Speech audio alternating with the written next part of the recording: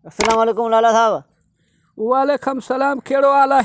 खैर अमुन तू मुदा खुश और खैर अला जो फजूल है। ई काठियो घणे माण्हू वठंदई? इहो 100 रुपये वठे तो। ईअं न कर लाला, माण्हू भलो थी यार।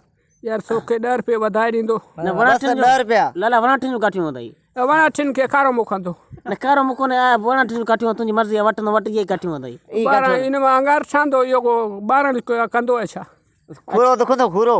खूरो को खाली दूं कोन कढाणो पर अंगार पकोला पकोला कहिड़ो हिसाब ते वठंदे पकोला पको 150 रुपया 150 नहीं न पोइ वधाए ॾे असांखे रेट पोइ 200 रुपया।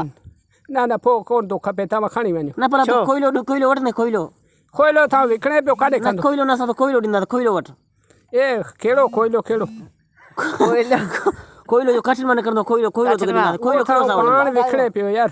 अच्छा पोइ खाली देवन जो तूं काठियूं कहिड़ो हिसाब ते वठंदे सी लॻाए ॾे असां तोखे ॾियूं सही 160 रुपया लॻंदो। 160 रुपए 160 न 200 करे ॾे असां वठूं था तव्हां खां न ॾियूं था सॉरी वठो था पोइ वठी ऐं वठी छा कंदो? न तोखे ॾियूं था घणो हिसाब रेट कहिड़ो हिसाब रेट वठंदा केड़ो केड़ो हिसाब रेट वठंदई?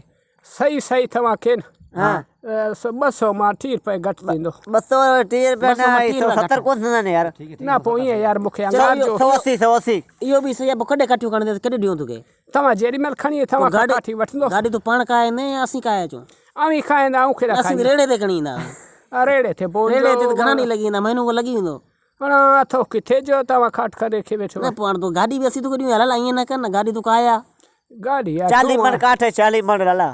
या तव्हांखे ॾियणो हुजे मश्करी छॾ।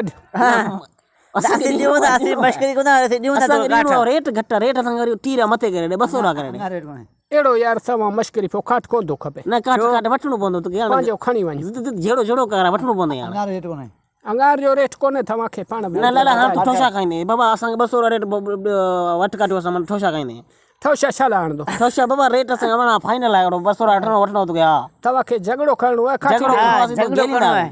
पोइ तव्हां हेॾा अचो मुखुर हिते झगड़ो थींदो। झगड़ो हिते थींदो हिते सिंधी जाम आहिनि हुते तूं जाम पठाण जाम थी वेंदा हिते ई वेंदा पोइ मूंखे को मोछड़ा खाइणो आहे छा? न मोचरा कोन्हे मोचरा हणंदासीं खाईंदासीं कोन माठ करे खणी ऐं कोथो वठे न वठंदे शी कोन तूं न न कोन खपे। न न ठोशा खाईंदे, ठोशा। ठोशा खाईंदे छाला पोइ सिपान कई अथई लाला सिपान सिपान कई गए ने यार 100 पठाण सिपान हिकिड़ो हूंदो ख़बर आहे तव्हांखे माठ करे फोन बंदि कर पादर न खाईंदो। पादर मादर आया कोन पादर तूं खाईंदे लाला गंद पियो करी हाणे छाला तो गंद तव्हां खायो ठोशा खाईंदे ॿुधाए मोबाइल में घी मोचरा हणंदो अथई वञा पियो मागे फटफटे ते खोतो ॻाल्हाए। फटफटे ते कीअं वेंदे तूं तोखे गॾा गॾो घुरा जो गॾा गॾो न बाबा खट तूं खोतो मोचरा हणंदा यादि कंदे एम्बुलेंस में वेंदे हुते तूं डिगड़ी हा तव्हांखे बदिराए चटकंदो। बदरा तूं छा कंदे हले ई कोन वास्तो ई कोन्हे तुंहिंजो तूं सुञाणे केरु थो मुंहिंजो पंहिंजो लालो पुलिस में ऐं पुलिस में छा कंदे मुंहिंजो लालो वॾो सूबेदार अथई अहिड़ा आर्मी में मुंहिंजो लालो आर्मी में अथई माठ कर।